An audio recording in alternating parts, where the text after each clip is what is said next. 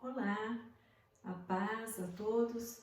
Estamos aqui mais uma vez para dar sequência a essa série de estudos que nós estamos fazendo, que é um panorama no Antigo Testamento. Na semana passada nós falamos a respeito de como a Bíblia chegou até nós. E hoje nós vamos falar sobre o plano de Deus. Lembra que eu falei que nós não vamos ver livro por livro do Antigo Testamento. Nós vamos ver de uma forma panorâmica, macro, e o aspecto mais teológico,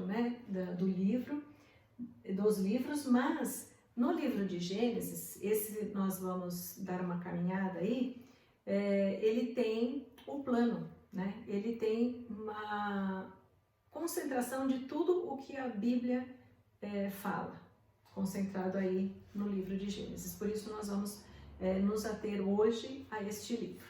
Então vamos lá, eu vou orar. Senhor, nós te damos graças por este tempo, obrigada, Senhor, fala ao nosso coração, nos ajuda e me dá graça, Senhor, para falar aquilo que está no seu coração, que seja útil para a vida dos seus, ó Pai, e em tudo nós te damos graças, bendizemos o teu nome, em nome de Jesus, amém. Bom, na semana passada, e aqui é só uma correção, tá? Que eu vou fazer, por isso eu vou voltar nessa tela aqui. Nós falamos a respeito das traduções, de como chegou ao português, como chegou às traduções que nós temos hoje. Então, do hebraico nós vimos que foi para a Septuaginta. A Septuaginta foi o nome dado à tradução do hebraico para o grego. Tem esse nome porque 70, alguns dizem 72 homens especializados, vamos colocar assim para simplificar agora, nas escrituras para fazer a tradução. Então o rei Ptolomeu fez isso para que cada um fizesse a sua isolada e depois juntasse tudo para ter certeza da correta tradução do texto. Depois, a partir da Septuaginta, que é a tradução, a versão em grego, foi feita a Vulgata Latina, é a tradução para o latim, que é de onde origina o nosso idioma. Ok, o que eu quero corrigir é o seguinte, é uma coisa simples, mas importante.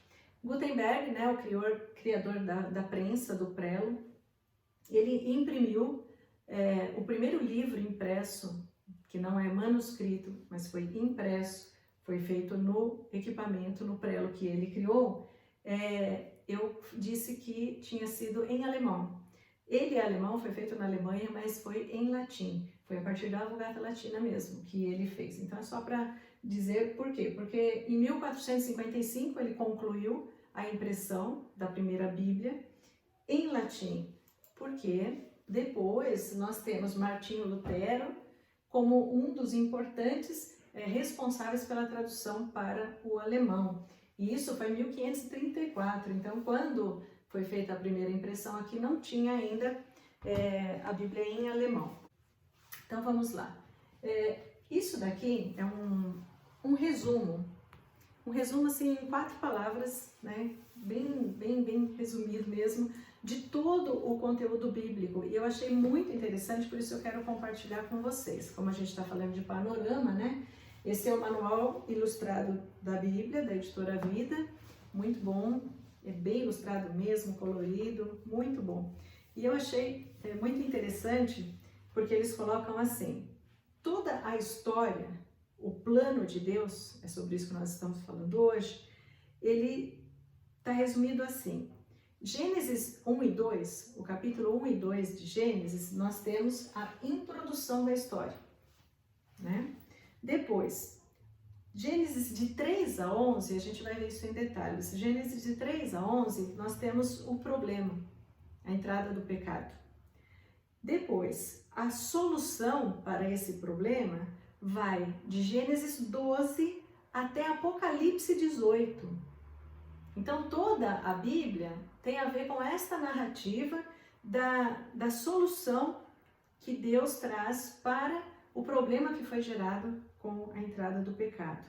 E, finalmente, o desfecho da história da humanidade, da história registrada na Bíblia, que está por acontecer, que está acontecendo, que vai de Apocalipse 19 a 22. Depois, se você quiser, eu posso compartilhar no grupo as duas páginas seguintes, porque aí ele traz a criação, a crise, o contrato, que é a aliança, o chamado de Abraão.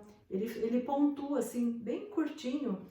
É um resumo muito interessante do livro da Bíblia, né, como um todo. Bom, vamos lá. Então, continuando. Não quis mudar aqui porque... ok. De modo geral, eles resumem a Bíblia, o Antigo Testamento, nós estamos falando do Antigo Testamento, eles resumem o Antigo Testamento nesses 7 pontos principais. Então, nós temos o princípio de tudo, a gente vai ver isso daí, tá? O princípio de tudo, que é a criação e tal. Depois entra a era, chamada Era Patriarcal, a partir de Abraão. Depois o Êxodo, a saída do Egito. Canaã, a Terra Prometida. O período dos juízes, que é um período administrativo, né, que o povo vive aí, depois que entra em Canaã. Depois vem a monarquia, porque se torna, né, esse estilo de governo monárquico. Depois vem o reino dividido, que leva ao exílio assírio e babilônico, e o retorno do exílio, que é quando termina o Antigo Testamento. Então aqui você tem um panorama geral, bem resumido, do Antigo Testamento. Bom, vamos lá. Hoje não está querendo mudar esse negócio? Então nós vamos entrar em Gênesis para nós falarmos a respeito do plano de Deus. Presta atenção nisso, é muito importante. Para nós falarmos do plano de Deus, para nós falarmos do livro de Gênesis, que fala da criação, nós temos que pensar em quem é este Deus Criador. Quem é que fez tudo isso? Quem é que inspirou a escrita de todos esses textos e quem é que criou todas as coisas? Então, nós vamos falar muito rapidamente. Eu vou pontuar 3 aspectos do caráter de Deus, de quem Ele é, porque são importantes para a gente entender o plano que nós vamos falar hoje. Depois, a próxima semana, atenção nisso. Na próxima quinta, nessa quinta nós estamos na segunda aula, na próxima quinta a gente tem aquela aula do Zoom, que não é uma aula. O Zoom, qualquer um, se você está nos assistindo hoje, mesmo que não seja da nossa igreja e quiser, aí você pode entrar em contato com a gente, nós mandamos o link. O Zoom é porque a gente dá 2 aulas e um tempo de Zoom para a gente poder conversar, para poder fazer perguntas, para vocês tirarem dúvidas e aí a gente continua. Depois da aula do Zoom, da quinta que vem, a Jussara vai entrar com o segundo tema. Depois eu vou dar continuidade ao panorama, tá? Aqui tem alguns temas importantes no meio que outros professores vão dar. E aí ela vai falar a respeito da revelação de Deus no Antigo Testamento. Então ela vai entrar em mais detalhes sobre quem é o nosso Deus. Então o que eu vou falar agora é só para nós entendermos melhor o contexto do panorama. Então o Deus que nós conhecemos, o único Deus, o Deus Todo-Poderoso, o nosso Deus, Ele é o Deus Criador. Não há dúvidas de que Ele criou todas as coisas. Bom, então, o nosso Deus, o Deus Criador, tem o primeiro aspecto que é importante nós falarmos a respeito dele. Nosso primeiro ponto Ele é infinito. É um ponto com 2 itens, porque os 2 itens são a mesma coisa. Ele é um Deus infinito. Quando você fala de infinitude, de infinidade, de tempo, então é eterno, né? Então, tá ligado os 2 termos. Mas o nosso Deus, ele é infinito no seu tamanho. Não há como mensurar, dimensionar o tamanho de Deus. Não é possível isso, né? Grandioso demais e não tem como nós dimensionarmos. Então ele é infinito no seu tamanho, ele é infinito no seu poder e na sua capacidade. Ninguém consegue, né, dizer, ele só tem poder para ir até aqui, para fazer até isso, é impossível, né? E ele é infinito na sua eternidade, em termos de tempo, né? Ele sempre existiu e ele sempre vai existir. Então ele é eterno, infinito em termos de tempo, e ele é infinito no seu amor. Então vamos ver segundo aspecto importante, né? Característica, nome, aquilo que se refere ao nosso Deus. Então ele diz, a palavra diz que ele é onipotente. Então tem a ver com essa infinitude, né? Ele é onipotente porque não há ninguém e não há nada que seja mais poderoso que o nosso Deus. Ele é onisciente. Ele sabe de todas as coisas, ele tem o conhecimento de todas as coisas.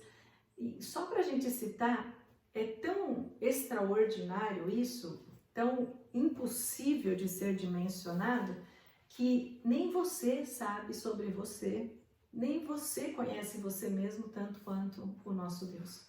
Eu não sei o que eu sou capaz de fazer. Quando nós nos vemos numa situação atípica, né, uma crise, uma coisa ruim, uma coisa grande, nós não sabemos do que nós somos capazes, nós não sabemos qual seria a nossa reação, nós não sabemos, às vezes, traduzir o que nós estamos sentindo, nós muitas vezes não sabemos o que nós queremos. Ele sabe exatamente tudo que nós precisamos, que nós somos, que nós fomos, que nós seremos. Ele é o Deus onisciente. E este Deus criador, de quem nós vamos falar, né, do plano dele, é também o Deus onipresente. Então ninguém é como o nosso Deus, ninguém tem estas características como o nosso Deus. Ele é onipresente, ele está aqui comigo agora, eu posso sentir a presença dele, ele está me usando nesta aula, ele está aí com você que está ouvindo, e ele está ao mesmo tempo lá na Europa, em todos os lugares, ele está ao mesmo tempo, porque ele é Deus, um Deus onipresente. Bom, e finalmente, para o que, né, é importante para nós nesse tempo aqui que nós estamos vendo o panorama, ele é um Deus trino. Então vamos falar um pouquinho a respeito disso. Ele é um Deus trino, chamado Deus Pai, Deus Filho, Deus Espírito Santo. Então presta atenção nisso que é muito importante. Primeiro ponto importante, ele é um, mas ele é três. É um Deus comunidade. Deus Pai, é o Pai, é o Deus, né, que está no céu, mas Jesus é chamado o Deus Filho. Então, ele é Deus. Espírito Santo é o Espírito Santo de Deus, que é Deus. Então, são três pessoas de uma só pessoa. Humanamente, nós não somos capazes de entender 100% isso.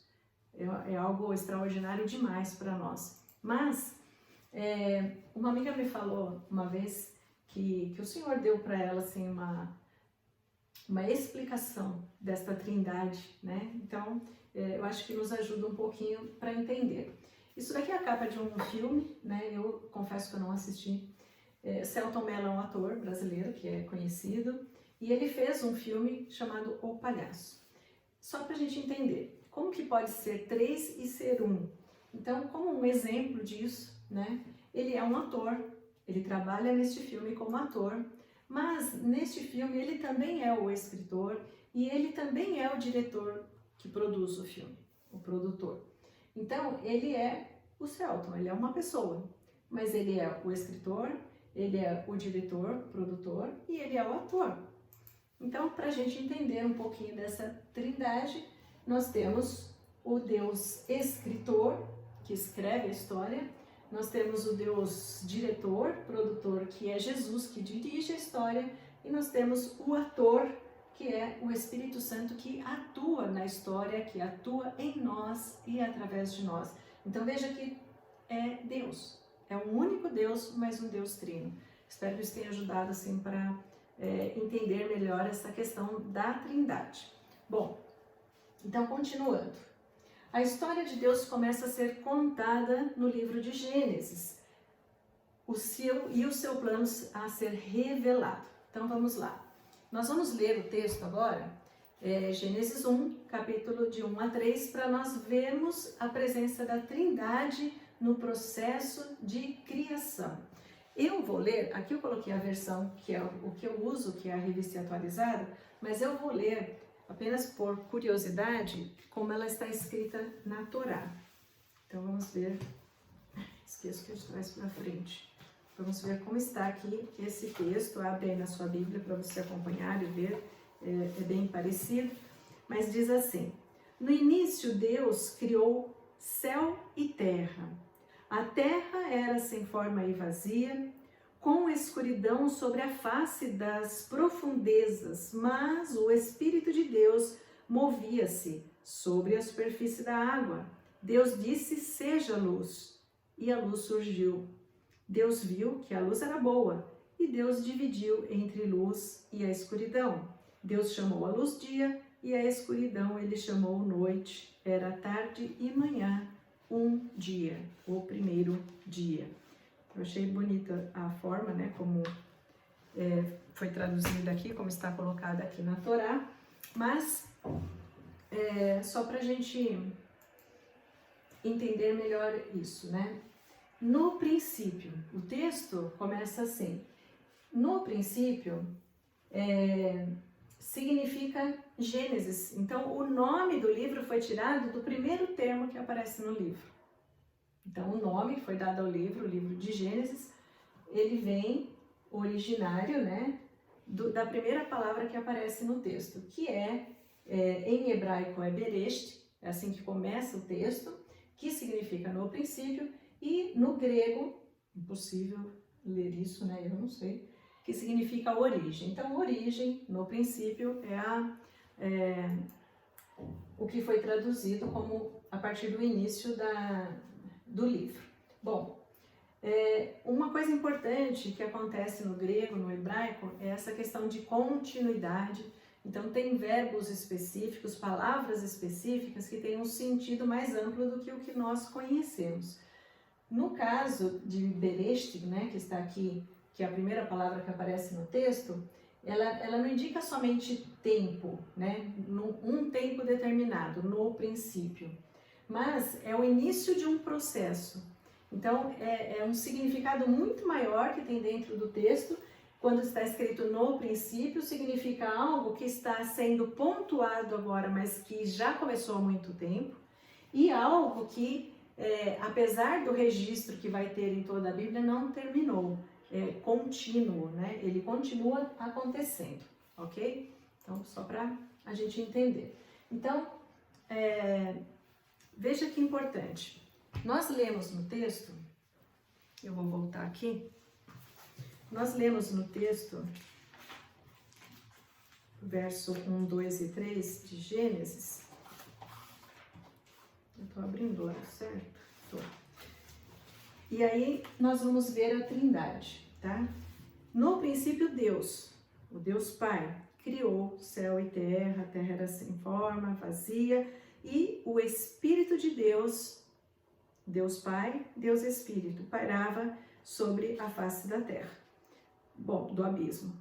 E Deus disse, seja a luz. Deus disse, haja a luz. Aqui nós vemos a pessoa de Jesus. Então, duas coisas importantes. Primeiro, que Deus Pai, Deus Filho, Deus Espírito Santo é Deus. Os três são Deus, um único Deus. E são uma pessoa. Eles se apresentam como uma pessoa. Para o nosso entendimento, para o nosso relacionamento, eles são uma pessoa. Então, o Deus Pai, nós quando oramos, falamos, ai Senhor, ai Pai, não é? A gente está conversando com Ele porque Ele é uma pessoa. Com Jesus a mesma coisa, até porque Ele esteve aqui como um ser humano, mas Ele é uma pessoa, nós também conversamos. E o Espírito Santo da mesma forma, Ele é a terceira pessoa da Trindade, com quem nós devemos ter um relacionamento. Nós devemos nos relacionar com Ele. Bom, então nós vemos a presença dos três. Por que eu estou dizendo que Jesus é esta ação de Deus? Então vamos ver o que é que diz aqui. No princípio Deus criou, isso aqui é o início da história da criação. Quando nós abrimos lá em João, E nós vamos ler, vamos abrir lá, não sei se eu coloquei aqui o texto, mas acho que não.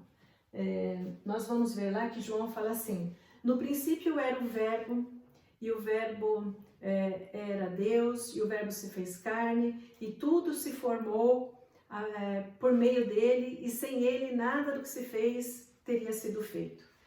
O que João está dizendo?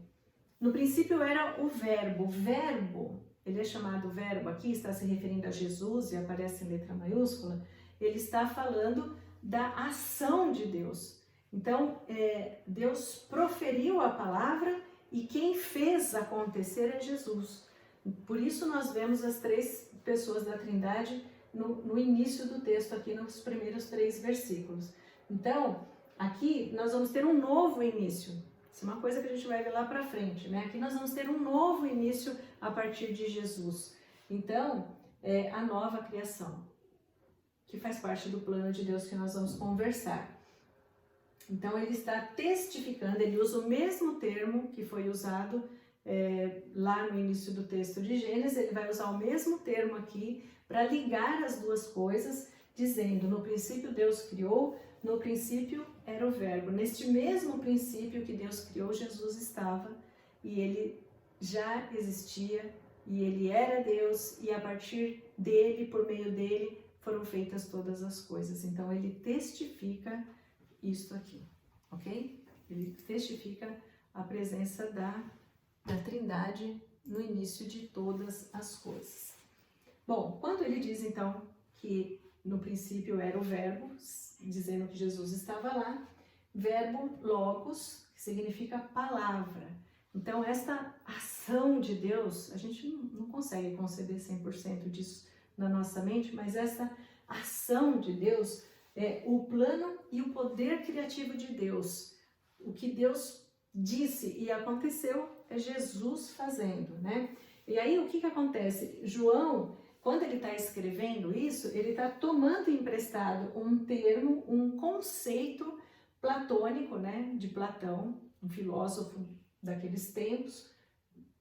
Lembrando que é na Grécia que estava acontecendo, que era em grego que estava sendo escrito o Novo Testamento, que era a língua falada, e ele faz o uso desse termo, então, platônico, para que as pessoas entendessem o que ele estava falando para se referir a Jesus, dando uma importância elevada com referência a Jesus, Yeshua, o Filho de Deus, o próprio Messias, para que as pessoas que o ouviam, as pessoas que lessem, entendessem que este Jesus que estava aí, este Jesus era o Messias, que ele é o Messias. Bom, para finalizar esta introdução, porque isso tem a ver com este plano de Deus, para finalizar, a tradução correta, na verdade, não é no princípio, porque existe uma omissão do artigo definido, é em princípio. Isso só justifica aquilo que eu expliquei, que é um princípio que já havia começado, foi pontuado aqui para poder ser registrado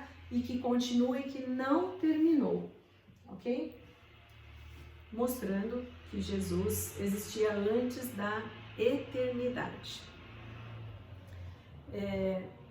Pela primeira vez eu estou gravando de dia, eu espero que o som aí fora não nos atrapalhe, né? Então aqui nós vemos a presença, falamos a respeito da presença do Deus Trino nos 3 primeiros versículos. Então nós vemos aqui um resumo, um panorama do livro de Gênesis, onde nós vemos todo o plano de Deus para a humanidade. Então primeiro, nós vemos do Gênesis 1 e Gênesis 2, capítulo 1 e 2, nós vemos a criação do cenário e a criação dos personagens. Então, Deus cria todo um cenário, ele cria o mundo, tem toda a narrativa da criação, e aí ele prepara todas as coisas, o clima, a vegetação, tudo que é necessário para a existência humana, para finalmente vir o auge da criação, que é o homem, né? O homem, a mulher, o homem, o ser humano. Então, isso está registrado em Gênesis 1 e 2. Em Gênesis nós vamos ver em detalhes, de 3 a 11, vai falar a respeito do pecado, da entrada do pecado, né, na história, e de como isso prejudica esta criação. Mas depois de Gênesis 11, e aí vai ser de 12 a 50, e na verdade em toda a Bíblia, vem a concretização do plano de Deus para a restauração do homem que com o pecado foi destituído da glória de Deus, foi separado de Deus, porque Deus é santo, né? Então, nós vamos ver esse plano através da criação de um povo. Deus gera um povo a partir de um homem, a partir de Abraão, e aí nós vamos chegar até a era patriarcal. Nós vamos ver o que é isso. Então, no livro de Gênesis, nós vamos ver este plano, um plano que começou na eternidade, antes da criação, um plano que foi definido e aprovado por Jesus. Jesus se dispôs a fazer o que era necessário fazer, porque Deus é presciente e sabia que ia acontecer isso aqui, né, a entrada do pecado, e aí ele começa a pôr em prática, em Gênesis 12, esse processo de restauração do homem. Bom, então nós temos aqui no cenário a formação das coisas e o preenchimento disso. Depois nós temos a formação do homem e a partir do homem a mulher.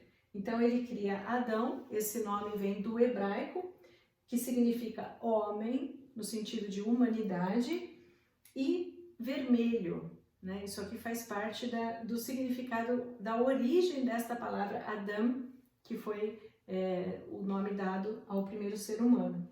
E esse tem um sentido de terra, né? O homem que veio da terra, porque ele foi feito do pó da terra. Só para a gente saber de onde vem o nome. Bom, então nós vamos ler o versículo 27 a 30 para a gente entender este processo. Veja o que é que diz aqui. Gênesis 1. Abra sua Bíblia aí. Se você tiver alguma dúvida, escreve aí, a gente já responde na hora. Gênesis capítulo 1. Nós estamos falando a respeito da entrada do pecado, né? Que significa ofensa. Se escreve assim no hebraico. Bom, Gênesis 1, de 27 a 30, diz assim a palavra do Senhor. Criou Deus, pois, o homem à sua imagem. A imagem de Deus o criou, homem e mulher os criou. E Deus os abençoou e lhes disse, sede fecundos, multiplicai-vos, enchei a terra e sujeitai-a. Dominai sobre os peixes do mar, sobre as aves do céu e sobre todo o animal que rasteja pela terra. E disse Deus ainda, eis que vos tenho dado todas as ervas que dão semente e se acham na superfície de toda a terra, e todas as árvores em que há fruto que se dê semente. Isso vos será para mantimento, e todos os animais da terra, e a todas as aves do céu, e a todos os répteis da terra, em que há fôlego de vida, toda a erva verde, lhes será para mantimento, e assim se fez. Então, o que é que Deus está definindo aqui nesta declaração? Vamos entender melhor. Ele está falando como é que ele criou. Para que ele criou? Ele cria o homem e ele coloca ele em uma alta posição, por isso ele é o auge da criação, diante da criação de Deus. Porque ele está falando o quê? Tudo que tem fôlego de vida está aqui para te servir, está aqui para que você domine sobre isso. Você vai sujeitar. Sujeitar é quando você se coloca dominando aquilo que está sendo dominado, está sendo sujeitado a você. Então, Deus está dizendo, está dando esta autonomia, esta autoridade ao homem diante da criação. Então, esta era a posição do homem, essa era a vontade de Deus para a criação. E aí, o outro ponto é semelhante a Deus. Criou Deus, o homem, à sua imagem e semelhança. Então veja o que o homem tinha antes da entrada do pecado. Uma alta posição diante da criação, ia sujeitar toda a criação, semelhante a Deus, nunca igual, obviamente, mas semelhante a Deus, semelhante à imagem de Deus, ele foi criado. E ele tinha a vida eterna. Ele não foi feito para morrer, nós não fomos criados para a morte. Mas aí o que acontece? Olha só. Quando fala a imagem de Deus, né? A imagem e semelhança de Deus, o que isso significa? Deus não tem uma forma física que a gente conheça, né? Ele é espírito. Então, como é que o homem foi criado à imagem e semelhança de Deus? Vamos ver algumas características disso. Primeiro, somente o homem recebeu o sopro de Deus. Tem um espírito imortal e pode ter comunhão com Deus. Então, ele foi criado à semelhança de Deus com o propósito, o objetivo de ter comunhão com Deus. É por isso que nós precisamos falar e ouvir a Deus, falar e ouvir Jesus, falar e ouvir o Espírito Santo, porque nós fomos criados para isso. O Deus comunidade, ama relacionamento e nos criou para isso. Então, o homem, diferente do animal, ele tem um espírito imortal e foi criado para ter comunhão com Deus. Segunda característica semelhante a Deus, o homem é um ser moral. Os animais não têm essa consciência, mas nós somos seres morais, não obrigados a obedecer os seus instintos. Os animais atacam por instinto, eles matam por instinto, nós não. Nós somos racionais, né? Nós somos seres morais. Então, não somos como os animais, e porque nós possuímos consciência e livre arbítrio, uma coisa importante que Deus deu ao homem. Terceira coisa, o ser humano é um ser racional. Nós não agimos irracionalmente, né? Não deveria. Com capacidade de pensar no abstrato e formar ideias. Eu sempre falo isso, às vezes eu estou pregando, ministrando, eu falo assim, imagine esta cena, né? Uma vez eu preguei sobre Salomão, quando ele teve que resolver aquela causa, julgar a causa das duas mães que diziam ser a mãe daquele bebê. Então, imagina aquele cenário. Nós temos essa capacidade, nós não estivemos lá, ninguém viu que está vivo hoje, viu o que aconteceu, exceto pelo que está sendo narrado ali. Mas nós temos essa capacidade de fechar os nossos olhos e imaginar aquele povo todo ali esperando aquele homem sentado no trono, aquelas duas mulheres ali chorando e dizendo ser a mãe daquela criança. Então, nós podemos imaginar, nós temos esta capacidade. Quando nós sonhamos, quando nós oramos e pedimos algo para Deus, nós temos esta capacidade de imaginar a coisa acontecendo. Então, você já vai sonhando com aquilo, você vai materializando aquilo através da sua imaginação. E só o homem tem essa capacidade, e isso é uma das semelhanças que temos com Deus. Tem domínio sobre a natureza e sobre os seres vivos. Bom, algumas características, tá? Desta semelhança da imagem de Deus. Vamos ver agora, com a entrada do pecado, o que acontece. Tudo isso que o homem tinha, o que acontece. Então, nós vamos ver Gênesis, capítulo 3, de 1 a 5. Abra sua Bíblia aí e veja, acompanhe comigo. Mas a serpente, mais sagaz que todos os animais selváticos que o Senhor Deus tinha feito, disse à mulher: é assim que Deus disse? Não comereis de toda a árvore do jardim? Respondeu-lhe a mulher: do fruto das árvores do jardim nós podemos comer, mas do fruto da árvore que está no meio do jardim, disse Deus, dele não comereis, nem toqueis nele, para que não morrais. Então a serpente disse à mulher: é certo que não morrereis, porque Deus sabe que no dia que dele comerdes, se vos abrirão os olhos e, como Deus, sereis conhecedor do bem e do mal. Vendo a mulher que a árvore era boa para comer, agradável aos olhos, e aí ela come. Então veja, olha só, qual que é a proposta do inimigo para o ser humano? Ele está oferecendo algo, ele está enganando, ele é enganador. Então eles estão diante de uma árvore frutífera, que é a única árvore que Deus falou, desta daqui você não vai comer o fruto e nem toque nela para que você não morra. A árvore do conhecimento do bem e do mal. Então, Deus deu ao homem o quê? Capacidade de pensar, de raciocinar. Ele deu a vida eterna, o homem era eterno. Qual é a questão de comer a árvore? Não, você pode comer, que você não vai morrer.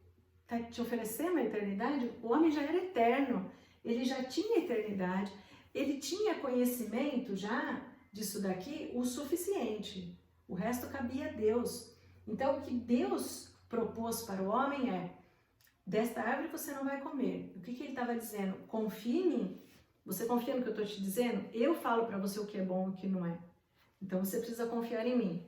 E aí, a resposta do homem para Deus foi esta, né? Olha só. Você vai ser conhecedor do bem e do mal, o inimigo disse. Você vai continuar sendo eterno porque você não vai morrer. E você vai ser como Deus. Esta foi a oferta, né? Tentadora para o homem. Esta foi a tentação. Então, o homem que tinha essa capacidade, né? Essa semelhança com Deus, com a capacidade de pensar e de escolher, ele escolhe não confiar em Deus. Ele não confia no que Deus disse. Você só precisa saber o que eu estou te dizendo. Foi o que Deus disse. Você não deve, não pode tocar nisso. Isso é, Deus estabelece limites. E o que o homem estava fazendo ali era romper com esse limite. Você só pode ir até onde Deus diz que você pode, né? Nós não somos autossuficientes para fazer do jeito que a gente quer. Então, vamos lá. Qual é a consequência desta atitude? Qual é a consequência da entrada do pecado? A expulsão do jardim. Naquele lugar maravilhoso que ele foi colocado, foi criado ali, que tinha tudo de bom e do melhor, né? Comida, vontade, tudo. Ele foi expulso do jardim. Separação de Deus, porque Deus é santo, não convive com o pecado. Então eu pergunto, essa expulsão do jardim foi castigo de Deus? Deus estava castigando o homem? Não. Preste atenção. Gênesis 3, 22. Olha o que diz. Gênesis 3, 22. Então disse o Senhor Deus: eis que o homem se tornou como um de nós, conhecedor do bem e do mal. Assim que não estenda a mão e tome também da árvore da vida e coma e viva eternamente. Então, o que Deus está fazendo aqui deixa eu colocar a imagem aqui. Lembre-se que no meio de toda a vegetação que existia, haviam duas árvores importantes que são citadas. A árvore do conhecimento do bem e do mal, que eles não poderiam tocar, e a árvore da vida, que representa a vida eterna. Então, ele é expulso do jardim, não como castigo, mas para que ele não tenha acesso mais à árvore da vida e viva eternamente. Por quê? Porque com o pecado, com a desobediência e a entrada do pecado, o que o homem ganhou foi a morte. Romanos 6, 23 diz que o salário do pecado é a morte, morte eterna.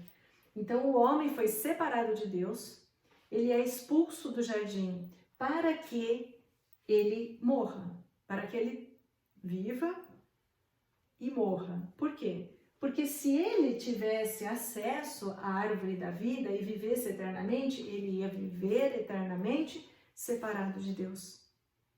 Isso é terrível. E é possível ainda acontecer, nós vamos ver. Mas ele estaria fadado, condenado a viver eternamente separado de Deus. Mas o plano de Deus não era esse.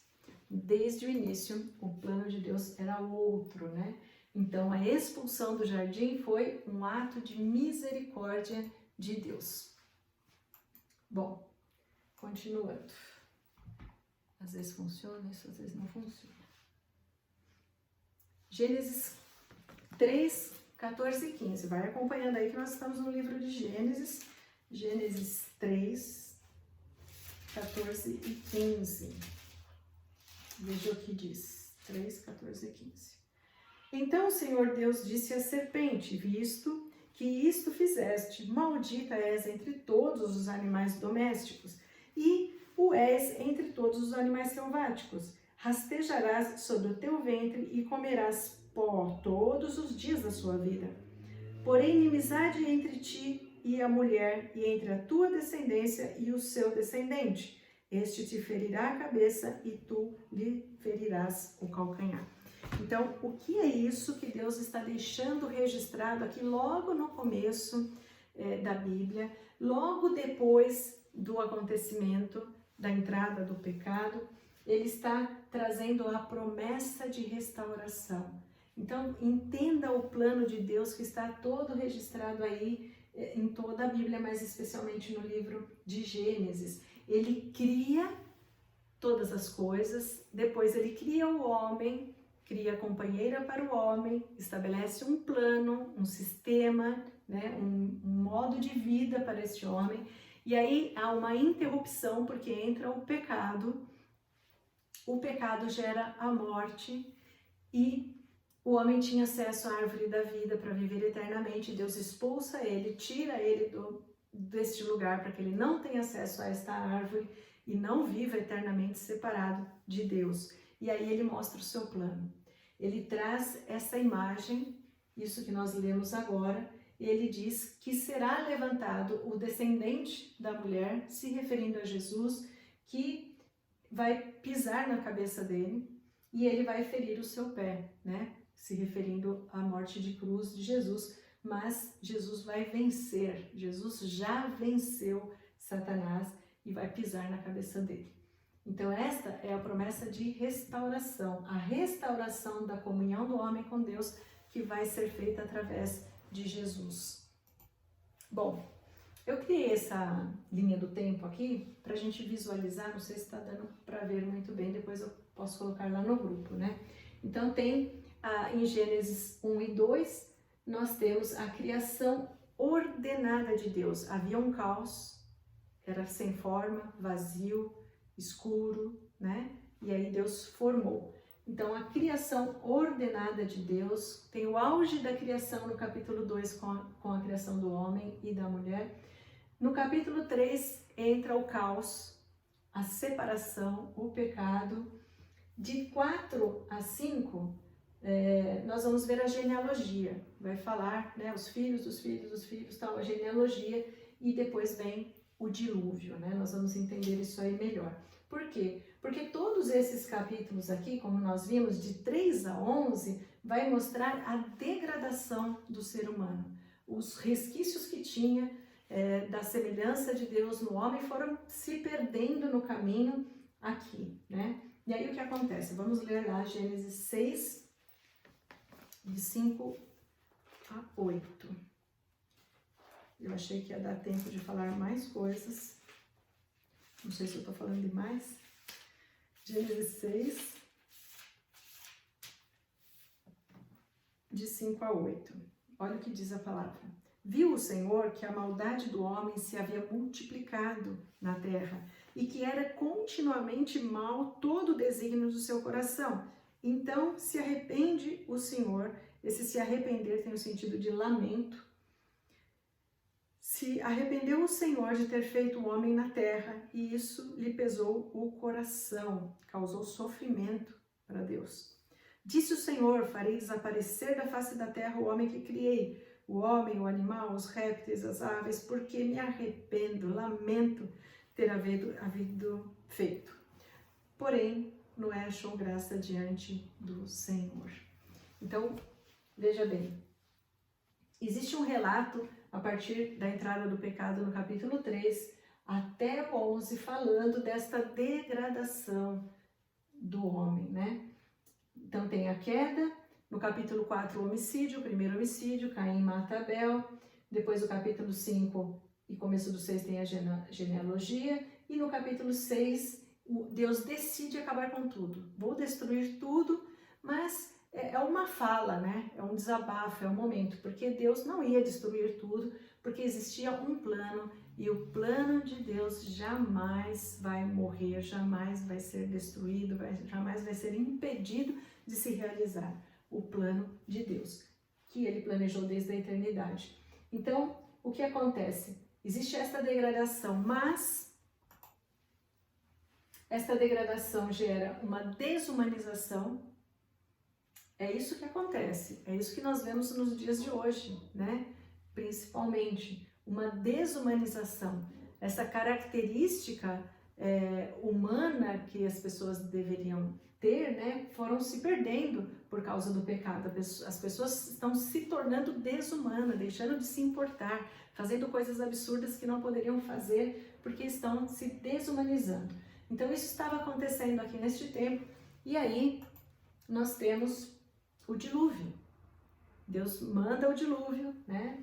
E como Noé achou graça diante de Deus, então ele poupa esta família, escolhe esta família, né, para ser a continuidade do seu plano, porque ele não ia destruir a humanidade. O dilúvio foi castigo para esta humanidade corrompida, né, caída. Vamos lá. Foi castigo, né? Foi uma correção, foi um chegar no limite de Deus, né, da paciência de Deus, mas o castigo vem sempre acompanhado da graça, porque o nosso Deus é gracioso. Então, graça, né, por ele ter enxergado em Noé alguém que valia a pena investir nessa continuidade. Então, a graça de Deus fez com que a família de Noé fosse poupada. Estamos terminando. Então, vamos ver o que é que diz capítulo 11, versículo 4, né? É a concretização do plano de Deus. Mas aqui nós temos a punição, né, pelo que a humanidade estava fazendo, a graça, que é o poupar da família de Noé. E aí termina o capítulo 11 falando sobre a Torre de Babel. E vamos só citar aqui Gênesis 11, versículo 4. O que os homens disseram quando eles estavam construindo a Torre de Babel? Vinde, edifiquemos para nós uma cidade e uma torre, cujo topo chegue até os céus, e tornemos célebre o nosso nome, para que não sejamos espalhados por toda a terra. Então, qual que era o objetivo, né, aqui? Isso é uma insanidade, né, humana. O objetivo era eles construírem uma torre para chegar até o céu, porque eles queriam ser reconhecidos, que o nome deles fosse reconhecido. Eles queriam ser como Deus, eles queriam ultrapassar os limites estabelecidos por Deus. Eles estavam se rebelando contra Deus. Mais uma vez, né? Então veja que isso já é depois do dilúvio, e o problema continua, porque o pecado continua aí até hoje, né? Então o problema continuou. E o que acontece? Por que Deus faz com que eles comecem a falar cada um idioma diferente a partir deste momento, né? Por culpa disso aí que a gente tem que estudar para falar outros idiomas. Então vamos ver o que é que Deus diz no versos 6 e 7. E o Senhor disse: eis que o povo é um, e todos têm a mesma língua. Isso é apenas o começo. Agora não haverá restrição para tudo o que intentam fazer. Então as pessoas estavam se unindo contra a vontade de Deus e estavam percebendo a sua capacidade de rebelião. E aí o que Deus faz? Ele entra novamente na história e ele diz: vamos confundir as línguas para limitar a capacidade de rebelião deles, porque não tem limite para eles, absurdo, né? Para fazerem o absurdo, para fazer o insano, ir contra a vontade de Deus. Então ele põe um limite a esta capacidade. Só para citar Jó, depois de todo o relacionamento, né, de tudo que ele viveu ali com Deus, no capítulo 42 ele diz: bem sei que tudo podes e nenhum dos teus planos pode ser frustrado. Maravilhoso isso, né? Porque nós estamos falando do plano de Deus. E o plano de Deus não pode ser frustrado, ele é perfeito. Então nós vimos aquele primeiro quadrinho falando da criação, o segundo quadrinho que é Gênesis 1 e 2, o segundo quadrinho que é Gênesis de 3 a 11, falando do pecado, e nós vimos a proliferação do pecado e algumas intervenções de Deus para minimizar aí essa capacidade humana de pecar. E aí nós entramos no último quadrinho, que é de 12 a 50, até o final do livro de Gênesis, que traz o recomeço, né? Que traz o Deus pondo em prática o plano de restauração dele, o início disso. Então, capítulo 12, abre lá, Gênesis 12, versos de 1 a 3. Agora estamos terminando, Gênesis 12, de 1 a 3. Esticou um pouco mais do que eu gostaria.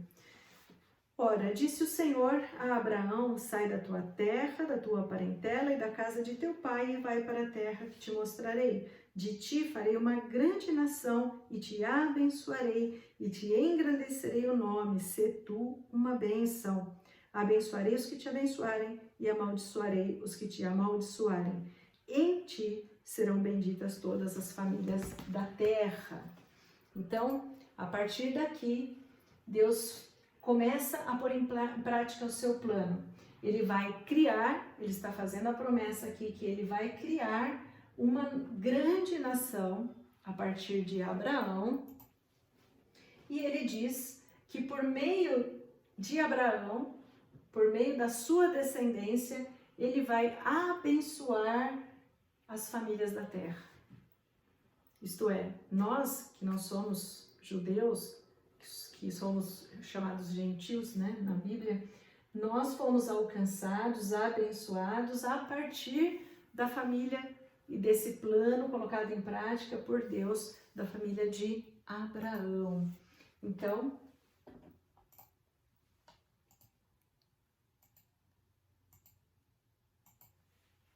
a gente termina aqui. Deus estabelece uma aliança. Na próxima aula, lembrando, na semana que vem não, né? Ai, meu Deus, sumiu. Não na semana que vem. Mas quando eu retomar o panorama, aí eu vou dar continuidade. Nós chegamos até o início da era patriarcal, quando Deus chama Abraão e diz para ele que a partir dele vai criar uma nação e que essa nação vai abençoar as nações da terra. Ele faz uma aliança. Então, em Gênesis 15 tem o registro da aliança de Deus com Abraão. Depois ele faz uma aliança, né, a renovação da aliança em Gênesis 26 com o filho de Abraão, Isaac, o filho da promessa. E depois ele faz no capítulo 28 com Jacó, filho de Isaac. Então, esses são chamados os patriarcas, mas tem mais que são incluídos aí nos patriarcas. A gente vai ver tudo isso na próxima semana. Amém? Peço perdão que esticou muito, mas é muito conteúdo para muito pouco tempo. Mas o importante é isso, que nós demos esse panorama do plano de Deus que começa a ser executado a partir do chamado de Abraão e vai culminar, né, na maravilhosa presença de Jesus, o nosso Salvador. Vamos orar. Senhor, nós te damos graças, bendizemos o teu santo nome. Obrigada por este tempo, que o Senhor possa abençoar a vida de cada um que está acompanhando aí as nossas aulas, esse tempo junto de estudo. Senhor, que coisa boa, né? Não podemos estar pessoalmente por enquanto como nós gostaríamos, mas nós te damos graças por este recurso, pelo que o Senhor tem colocado nas nossas mãos e bendizemos o teu nome, em nome de Jesus. Amém. Até a próxima semana.